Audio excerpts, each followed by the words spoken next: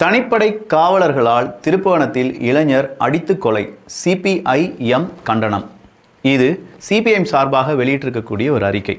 அந்த அறிக்கையில் என்ன சொல்லியிருக்குன்னா, தனிப்படையில் ஒரு 6-7 காவலாளிகள் சேர்ந்து ஒரு பையனை, அவருடைய பெயர் அஜித்குமார் அப்படின்னு சொல்லி 27 வயதே ஆன அஜித்குமாரை அடிச்சே கொன்று இருக்காங்க அப்படின்னு சொல்லி திமுகவினுடைய கூட்டணி கட்சியான சிபிஐஎம் ஒரு பெரிய அறிக்கையை வெளியிட்டிருக்கிறார்கள்.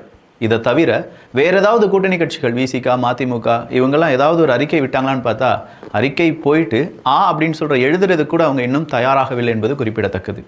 இங்கே ஜெயராஜ் ஃபெனிக்ஸ் கொலை வழக்கை பற்றி பேசிய வாய்கள் பூட்டப்பட்டிருக்கின்றன.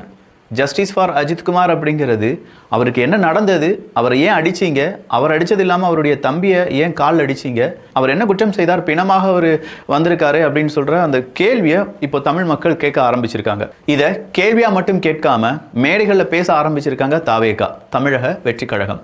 அண்ணாமலை அவர்கள், நயினார் நாகேந்திரன் அவர்கள், எடப்பாடி பழனிசாமி அவர்கள், இவங்க எல்லாருமே இதற்கான கடுமையான விமர்சனத்தை வச்சுருக்காங்க.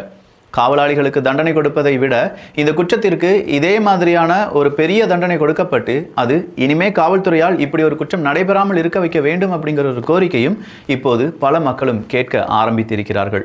இதை தாவேகா, தமிழக வெற்றி கழகம், அவங்களுடைய கூட்டங்களில் பேச ஆரம்பிச்சிட்டாங்க அப்படின்னு சொல்லி பார்த்தோம். அதுலேயும் குறிப்பாக ராஜ்மோகன் அவர்கள் பெரிய அளவில் இதை பற்றி பேசினார். இதே மாதிரி எல்லா ஊடகங்களிலும், எல்லா மேடைகளிலும் இதே தவறுகள், யார் தவறு செஞ்சாலும் சரி அவங்கள பற்றி பேசுறதுக்கு கண்டிப்பாக ஒவ்வொரு அரசியல் கட்சியும் முன்வர வேண்டும் அப்படிங்கிறது தான். 2 பேர், அப்பாவும் மகனும் இதே மாதிரி காவல்துறை அதிகாரிகளால் துன்பப்படுத்தப்பட்டு அடிக்கப்பட்டு அவங்க இறந்து போனாங்க அப்படிங்கிற அந்த செய்தியை கேட்கும்போது நம்ம எல்லாருக்குமே ஒரு விதமான கோபம் வந்தது. இதே கோபம் தான் நடிகர்கள் நடிகைகளுக்கெல்லாம் வந்துச்சு. சூர்யாவாக இருக்கட்டும், ரஜினிகாந்தாக இருக்கட்டும், கமல்ஹாசனாக இருக்கட்டும், சிவகார்த்திகேயனாக இருக்கட்டும், விஷாலாக இருக்கட்டும், விஷ்ணு விஷாலாக இருக்கட்டும், இப்படின்னு சொல்லி ஏகப்பட்ட பேரை நம்மளால் கை காண்பிக்க முடியும். ஆர்ஜே பாலாஜியாக இருக்கட்டும், சித்தார்த்தா இருக்கட்டும், இன்னும் நிறைய சத்யராஜா இருக்கட்டும், இப்படி எல்லாருமே கோவப்பட்டாங்க. பேர் நடிகர்கள், ஹீரோ அப்படின்னு சொல்கிற எல்லாருமே நமக்காக குரல் கொடுக்குறாங்க, கண்டிப்பாக நாளைக்கும் ஏதாவது பிரச்சனை வந்தால் குரல் கொடுப்பாங்க அப்படின்னு சொல்லி. ஆனால் என்ன, ஆட்சி மாற்றம் வந்த பிறகு இவங்க வாயில் பெரிய பூட்டா தூக்கி போட்டுட்டாங்க. கொஞ்சம் பேர் மிச்சர் மட்டுமே சாப்பிட்டுட்டு இருக்காங்க.